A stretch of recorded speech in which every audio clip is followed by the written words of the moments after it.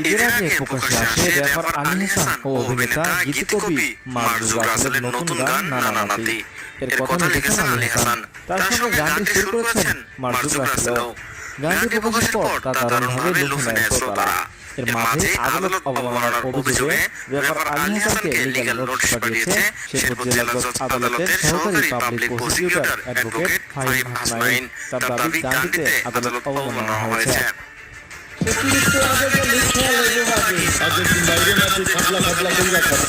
বুধবার রেজিস্ট্রির ডাকযোগে নোটিশ পাঠানো হয়। এতে বলা হয়েছে আগামী 15 দিনের মধ্যে গানের আদালত অবমাননাকারী বর্তমানে কোর্টে বিচার চলে নোটে লাইনটি বাদ দেওয়া সহ অনলাইনে লাইভে এসে জনসাধারণের কাছে ক্ষমা চাইতে হবে, অন্যথায় তার বিরুদ্ধে আদালতে মামলা করার কথা বলা হয়েছে।